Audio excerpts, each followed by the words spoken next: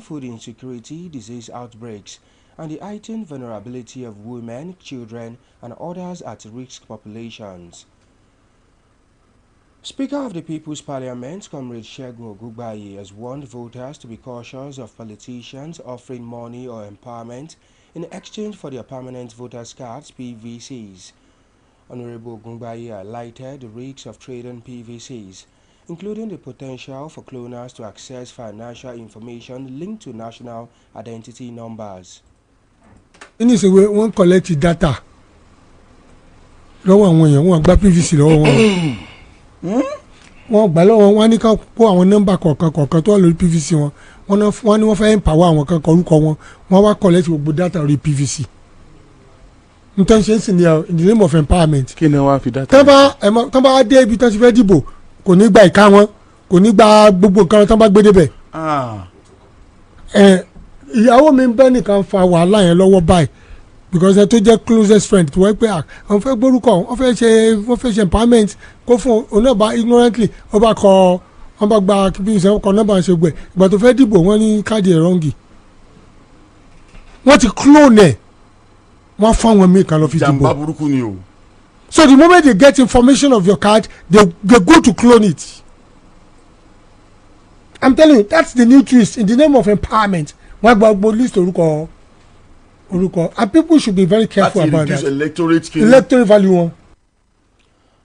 The Honourable Speaker also urged the Independent National Electoral Commission (INEC) to conduct sensitization programs to educate voters on the importance of protecting their PVCs and avoiding disenfranchisement in the upcoming elections.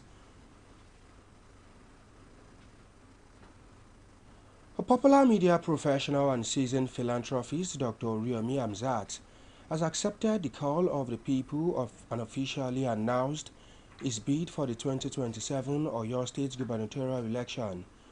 The executive chairman of Agidigbo FM, Dr. Hamzat, at the grand declaration of the intent event, pledges to serve the people of Oyo State through meaningful programs beyond the current level. Agidigbo FM's news correspondent Oluwapemi Bamidele was at the Liberty Stadium for the declaration of intent event. Sophia Aziz brings the details. Accord has drawn a massive crowd at the Liberty Stadium in Ibadan, with supporters of Dr. Riomi comparing the crowd to a popular concert by Nigerian singer David Adeleke, who is also an Accord member. I am declaring my intention to join the Accord political party publicly today. And to declare that Oyomi Hamzat will be on the ballot paper in the year 2027.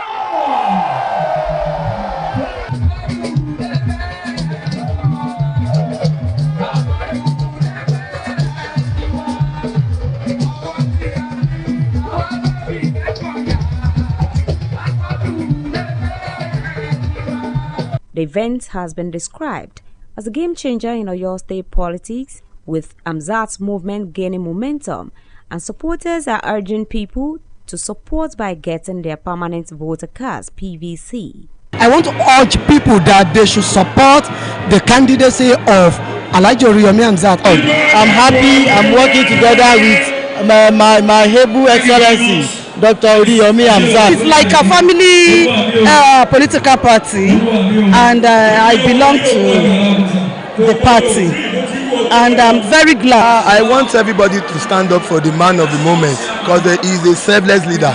He wants all the good things to happen to everyone in Oyo State. So let's stand up for him to support him. Meanwhile, supporters of Dr. Riomi Hamzat have pushed back against claims that the large crowd at the declaration of intent was just a show. The supporters insist they are committed to his cause, standing firm despite concerns about voter turnout and PVC possession. Sophia Aziz, Agidigbo FM News. Accord has drawn a massive crowd at the Liberty Stadium in Ibadan, with supporters of Dr. Riomi comparing the crowd to a popular concert by Nigerian singer David Adeleke, who is also an Accord member. The event has been described as a game changer in Oyo State politics, with Amzat's movement gaining momentum and supporters are urging people to support by getting their permanent voters' cards. Meanwhile, supporters of Dr. Riomi Amzat have pushed back against claims that the large crowd at his declaration of intent was just a show. The supporters insist they are committed to his cause, standing firm despite concerns about voter turnout and PVC possessions. And now it is time to link up with our United Kingdom studio for the foreign news. Agidigbo FM United Kingdom, I am Folashade Familusi. Health Secretary in England, West Streeton, has announced a new NHS initiative called Jess's Rule. GPs in England have been urged to think again if they see a sick patient 3 times and can't pin down a diagnosis or find their symptoms are getting worse, should be referred to specialists to prevent untimely death. She added the new initiative is named after Jessica Brady, aged 27, who died from advanced stage 4 cancer. It was reported Jessica Brady contacted a GP on more than 20 occasions after starting to feel unwell in the summer of 2020. She was told her symptoms were related to long COVID, but was later diagnosed with terminal cancer, which led to her death. Jess's Rule is not a law, but a strong reminder to GPs in remembrance to the deceased. United States President Donald Trump has announced he will implement a wave of tariff on European countries, including the United Kingdom, until the United States is allowed to purchase Greenland. President Donald Trump made the announcement after European countries deployed troops to secure Greenland border. Countries that deployed troops are United Kingdom, France, Germany, Norway, Sweden, Finland, and Netherlands.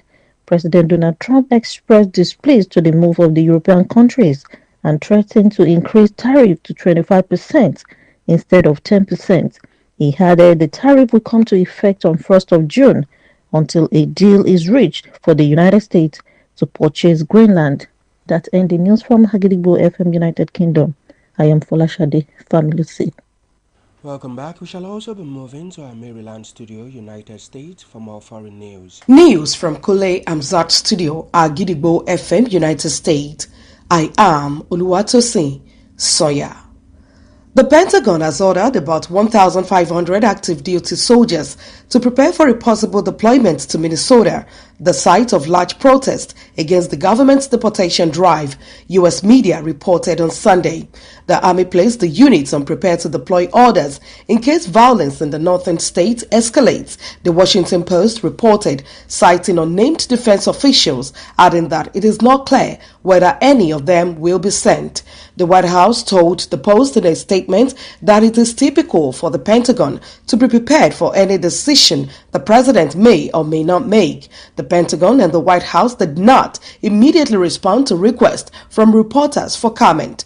The President Donald Trump threatened last Thursday to use the Insurrection Act to deploy military forces if officials in the state do not stop protesters from targeting immigration officials after a surge in immigration and customs enforcement agents. The European Union faced calls on Sunday to implement a never-used-before range of economic countermeasures known as the anti-coercion instrument as part of the bloc's response to U.S. President Donald Trump's tariff threat against European allies over Greenland. Trump vowed on Saturday to implement a wave of increasing tariffs on EU members Denmark, Sweden, France, Germany, the Netherlands, and Finland, along with Britain and Norway, until the United States is allowed to buy Greenland, escalating a row over the future of Denmark's vast Arctic island. All the countries already subject to tariffs of 10% and 15% have sent small numbers of military personnel to Greenland. Cyprus, holder of the rotating 6-month EU presidency, summoned ambassadors to an emergency meeting in Brussels on Sunday, which EU diplomats said was due to start at 5 p.m. And that ends the news from Kule Amzat Studio, Agidigbo FM, United States. I am Oluwatosin Soya. Welcome back now to the exciting world of sports. The National Sports Commission has applauded the Super Eagles of Nigeria on their outstanding third-place finish at the 2025 Total Energies Africa Cup of Nations AFCON following a hard-fought victory against Egypt in the bronze medal match.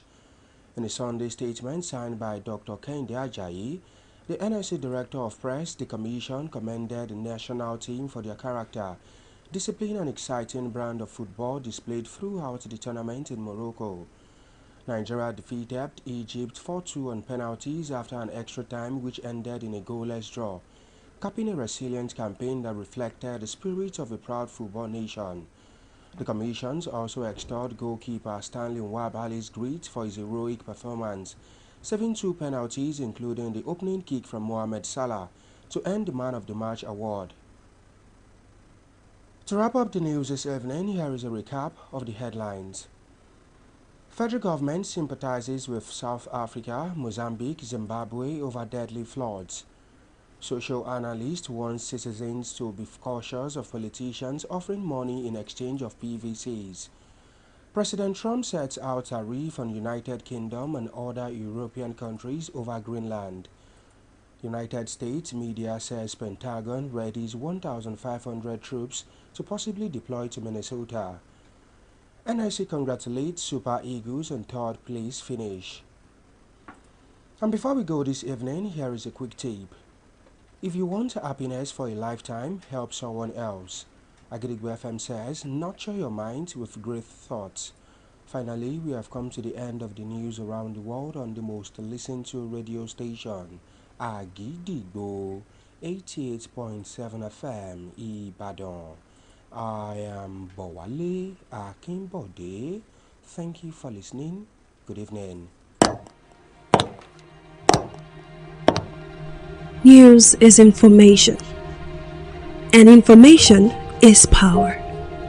At Agidigbo 88.7 FM, we bring the news from top to bottom. The Oyo State government has